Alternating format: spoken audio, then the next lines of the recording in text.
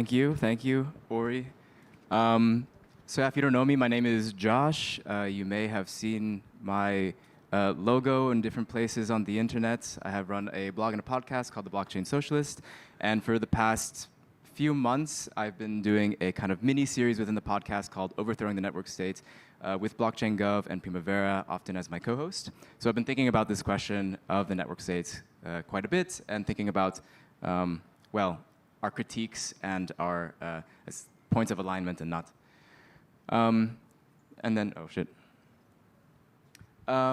very quickly, I just wanted to show that I have a book coming out in August called Blockchain Radicals. I was graciously given a quote from Vitalik and Primavera and a few other people, but you should check it out, coming out through Repeater Books in August.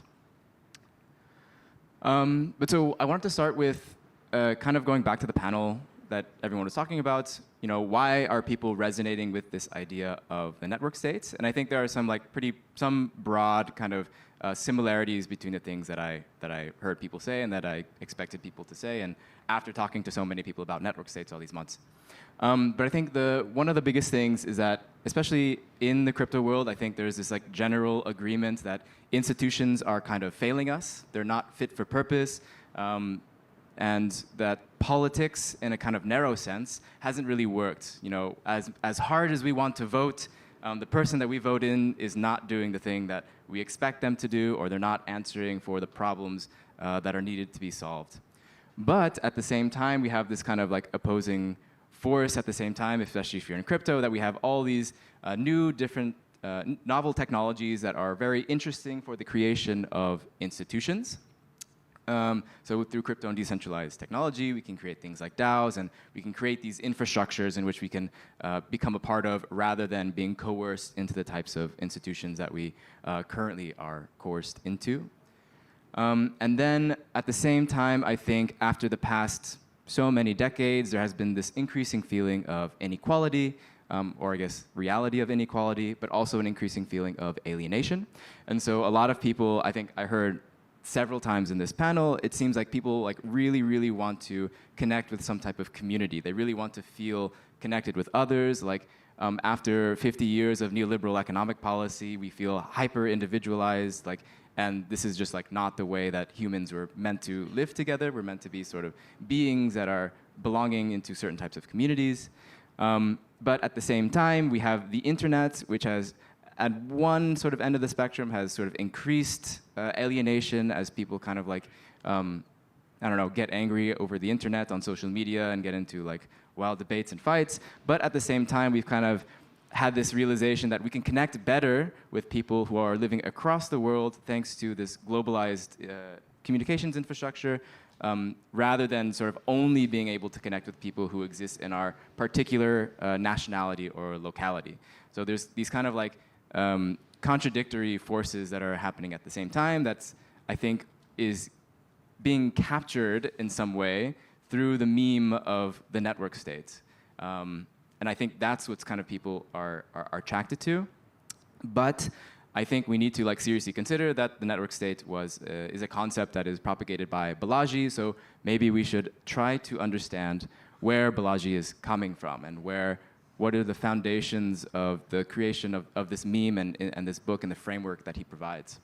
And so I think what's really interesting about Balaji is actually he's been very consistent for the past at least 10 years. But so if you don't know, in case probably he made a bunch of money by selling a startup that was a genomics company. So he has, through the genomics company, has probably a lot of beef with the FDA. He doesn't like the FDA. He was also the CTO of Coinbase after selling a company to them, and he was a VP at Andreessen Horowitz. So he's really enmeshed in Silicon Valley culture. That's how he sort of identifies in many ways. In 2013, he gave a talk to Y Combinator Startup School, in which he titled it Silicon Valley's Ultimate Exit, in which he described the potential of Silicon Valley creating different types of societies that are completely run by technology outside of the purview of the United States. And he sort of cites all these different like libertarian kind of examples of seasteading, space exploration, micronations. So like this is a topic that he's thought about for a long time. I think what's really telling about kind of his mentality is this quote here, where he says, "But the best part is this, the people who think this is weird, the people who sneer at the frontier, who hate technology, they won't follow you out there." So he's like really, really wanting to exit and sort of like separate from society in particular ways. Yep. And so I wanted to start with kind of my broad, where I think the critiques lie for me at least. And I have on the podcast like 10 hours of talking about this, so I probably won't be able to cover it all, but this is sort of like the biggest points. But for me, at least, these are the 3 points in the recipe where the problematic things kind of show up. So, you know, the 4 that are not underlined, I'm totally fine with. Totally great to build trust offline and crypto economy online. Totally interested in that. Organizing in groups of collective action, that's great. But we need to look at like the foundational starting point of the network state, and it's this idea of founding a startup society.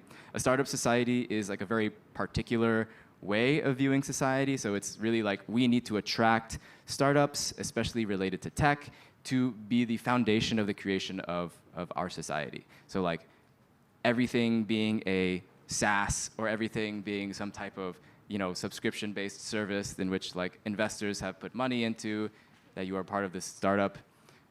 So for me, this is the start of the creation of a network state starts with a very corporate framework.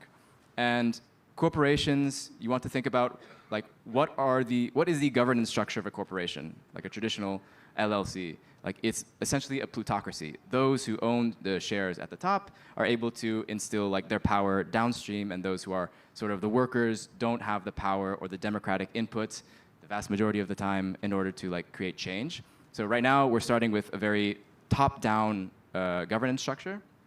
We move to crowdfunding physical nodes. So because we're starting with a corporate framework, we are therefore, when we are he says crowdfunding, but probably more specifically, he means investing in. So we are taking part in the market and sort of commoditizing the piece of land that we want to be the base of our territory, which will become our network state. So this can be also quite problematic.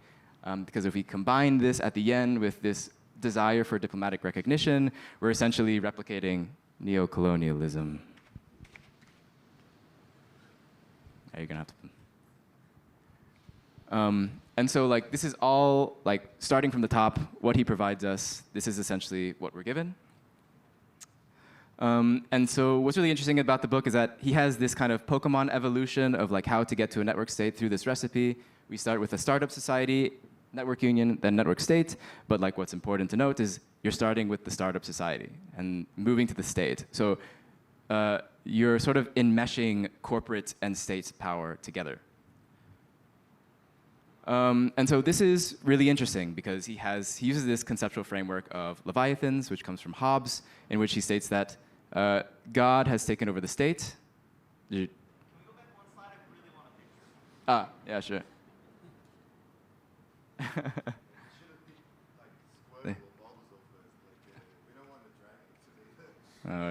It was the first one that popped up on Google Images, I think, when I put in Pokemon Evolution. There. Glad you like my slides. So he has this concept. He uses the concept of Leviathans. So he's saying a long time ago, you know, kind of what Ori was mentioning as well, like God was the one that kind of forced people to act pro-socially. So Leviathans are just like these really big powers that force people to act socially. God has been taken over by the state. The state is now the reason why people don't murder each other, just because you will go to jail for doing it. And then, so Balaji's kind of argument is that right now we're in the process of having networks take over states as like the main Leviathan of having people act pro-socially. What's a little bit strange to me, if you read the book, that he's a bit slippery on the definition of a network. Does that mean a social media network? Does that mean the internet? Does that mean people existing in networks? It's a little bit fuzzy. He's a bit techno-utopian, so he tends to allude to a lot of kind of like social media platforms, but yeah, we'll run with it. And in this sort of ontological framework, he sort of identifies 3 main sort of poles of power. And so we have woke capital, which is represented by New York Times. We have communist capital, which is represented by China, and we have crypto capital, which is Bitcoin. And so what's really interesting to take note is that all three of the major poles of power are all different forms of capital, right? But if you go back to the Leviathans, there is no mention of capital. So all three of these major poles of power are using capital in order to create their sovereign forms of power, but capital is never analyzed throughout the book. It's never sort of talked about, and that's really funny because he's a venture capitalist. So he also uses capital in order to exert his influence and power in the world. So I think you can tell a lot more from people, not just about what they are explicitly writing about, but what they are not mentioning throughout the book. And so this entire framework kind of falls into this trap of a false dichotomy, that we have the state and we have the market, and choose your side, bud. We need to do one or the other, right? We have on one side the markets, which are the good entrepreneurs who are making like change in the world, who are trying to make new products. On the other side, we have the state, which is very bureaucratic and slow and just wants to commit to regulation in order to stop the flow of progress. But this is kind of like a very narrow view of how society is kind of broken up into. We could also talk about what was considered the third sector, sometimes called autonomous, civil, or just the commons. This is sort of like this extra group of organizational structures that don't fall under the sort of desire for the creation of profit, like in the market, or for the installation of sovereign power, like with the state. So this includes things like cooperatives, churches, labor unions, community land trusts, mutual aid organizations, not-for-profits, and all types of things that are under commonly held resources. So this is kind of completely ignored a lot of the time when we're having these types of conversations, but it's something for us to consider if we want to create alternatives. And so doing a bit of research, right, we said that Balaji doesn't talk about a lot of things. There's a really interesting book, well, depends what you mean by interesting, but there's a book out there called Patchwork, written by Curtis Yarvin. Curtis Yarvin is an alt-right sort of philosophical figure, and he's quoted quite a lot throughout the network state. And so I thought it was really interesting to dig deeper into this book, because it also details a kind of alternative world in which states as they exist today no longer exist, but they're a lot smaller. And so Patchwork, the basic idea, he says in this quote, is that as the crappy governments we inherited from history are smashed, they should be replaced by a global spiderweb of tens, even hundreds of thousands of sovereign and independent mini-countries, each governed by its own joint stock corporation without regard to the residents' opinions. If residents don't like their governments, they can and should move. The design is all exit, no voice. So he's basically creating this, proposing this idea of like, let's treat states like a consumer choice, that you can buy one state or buy into another state, because there's going to be so many states that you're bound to like one of them. To me, that's a little bit problematic, because thinking of a state versus a corporation, like I don't want my state to think of me as a customer or client. Those are very different relationships than being considered as a citizen. And so he goes even further, Curtis, where his authoritarianism is kind of showing, where he says, I think the best way to think of a realm or sovereign corporation as a modified version of monarchy. A royal family is to an ordinary family business as a patchwork realm is to an ordinary non-sovereign public corporation. Joint stock realms thus solve the primary historical problem of monarchical government, the vagaries of the biological process. In other words, they assure that the overall direction of the realm will always be both strong and responsible, at least responsible in a financial sense. So he's really like, let's just put the market and the state together and make it one thing and make them really small. So he wants a lot of very small kind of fiefdoms and dictatorships. And so this is actually not a new idea. There's this idea of cameralism. And so cameralism was a type of political structure in which a for-profit entity owned the state. So like the Prussian Empire was a cameralist state. The Netherlands was a cameralist state at one point in which a corporation owned it. And if you look into their history, there's a lot of problems with it. And we won't go into that.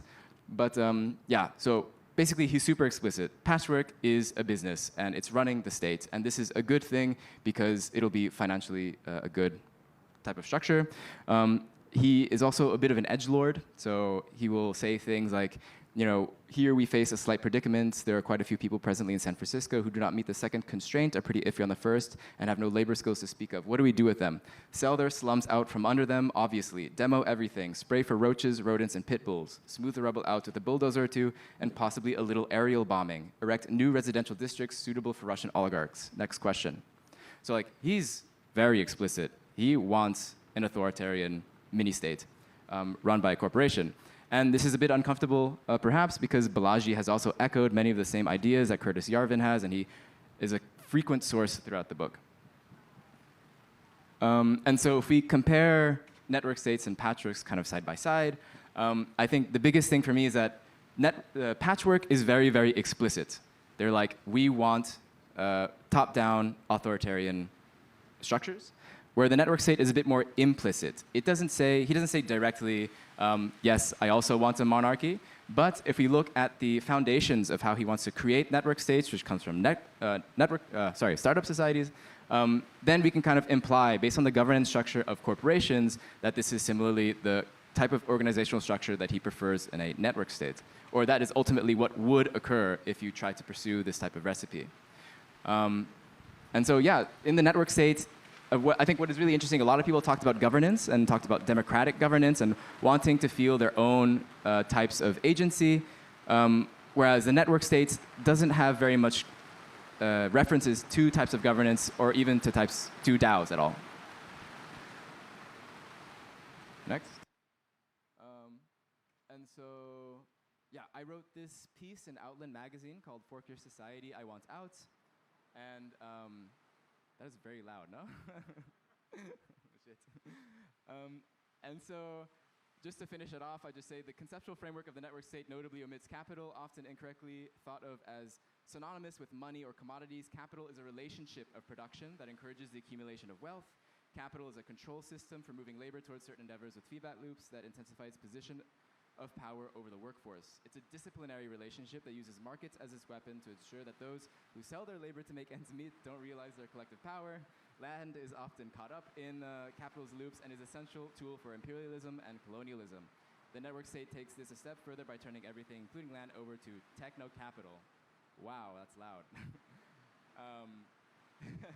And so, yeah, I think, can you hear me? Okay. I cannot hear you, I'm sorry. So yeah, he wants everything, just like 10 years ago in his Y Combinator speech, he wants everything to turn to Silicon Valley and capital based on highly technologized society. And so yeah, I just wanted to finish it off maybe. Here, this was a comment that we got on YouTube yesterday on a video, on the last podcast that we released. But I thought I would just leave it here for you guys to read, and maybe we can try to have questions if we can hear each other through the rain.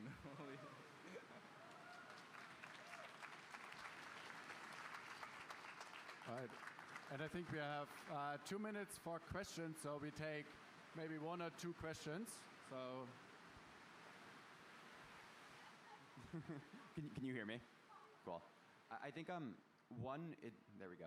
One advantage of the network state, purely from a surface level, is the simple story that it tells. How do you think about transforming this into a simple narrative and story to actually drive adoption?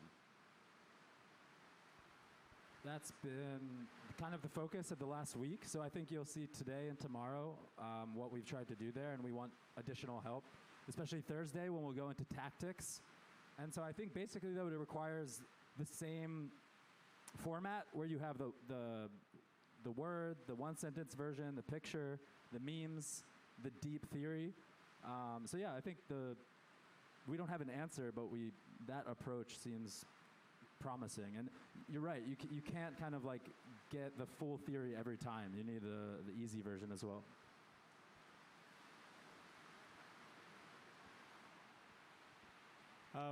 So in your summation, would it be fair to say in your summation that like Balaji's writings on the network state are kind of like watered down like marketing of patchwork for more like of a non-inherently politically motivated tech bro class, or like maybe you could comment on that and add your own like association. I'd be curious. Yeah, I mean, there's definitely like a spicy potential conclusion to make about that for sure. I like sometimes I wonder if it's helpful to make that like, oh, network state is just patchwork, like one to one, like intellectually maybe it's a little bit lazy, but also there's a whole lot of similarities, so we can't like completely ignore it either. I do think that they've clearly come to similar conclusions that are like, it's all like part of very similar history of thoughts that has been existing for a very long time. You know, trying to like make the state efficient by turning it into a corporation is like not a new idea. It's something that's like quite old. I think Balaji is kind of like updating a lot of this type of thinking into like the modern world, where he's adding like now this crypto element to it, where you need to have a cryptocurrency and like adding a more, just like a slightly more technologized version of it. But I mean, yeah, it's like they probably know each other. Like, you know, it's like hard for me to like, I cannot point and say like, ha, he is like doing this. But there's a lot of similarities that, at least for me, are very difficult to ignore. That's it. Thank you, and I will ask the next speakers to prepare the presentation and set up.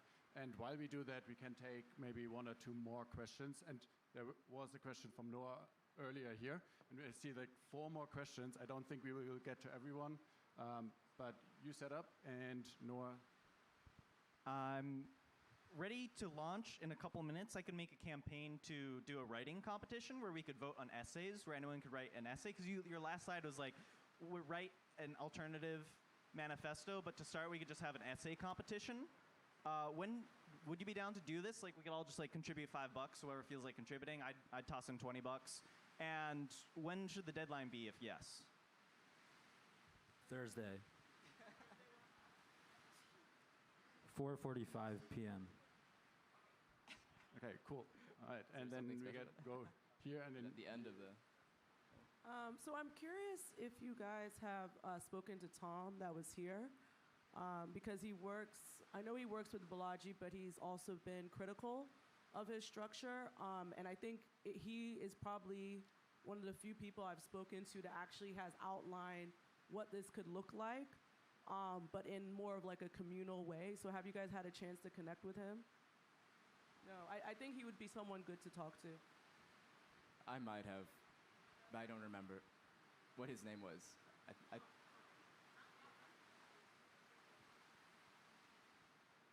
Okay, one more. Sorry.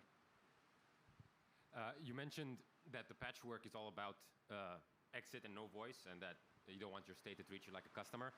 How do you find that balance? What does the optimal relationship between citizen and state look like? And should it be all voice, no exit, or how do you calculate that? At least, I mean, for me, I think, I don't know, like, I don't know, personally, like, I've also exited. Like, I have 3 different citizenships, you know, like, I've been lucky enough to be able to exit, and I enjoy, like, the privileges of being able to do that. But I do think that part of the problem right now, as far as, like, what states are sort of failing to do, in my opinion, is not allow for voice for the most part. Like, we have, I think, a very narrow conception of what people mean by politics and what people mean by voice and democracy. So, like, given the sort of structures that we're into right now, like, of course it's failing. Like, we vote, you know, once every 4 or 5 years or whatever. Like, the structures that have been placed are like hundreds of years old. There are no like systems of voice for us to like fundamentally change the structures that we're put under, and there's very little flexibility. But this is like characteristic of nation states kind of generally, with some like, there's a spectrum, of course, of how bad and how much worse it is. So I mean, for me, there needs to be a drastic increase in voice. Like, I think the reason like we are so focused especially him is so focused on exit is because like the state is like an authoritarian force, and so like it is hard as a single person to make any change that you want. You have to like collectively come together to make really big changes if you want to, and that's not an easy thing.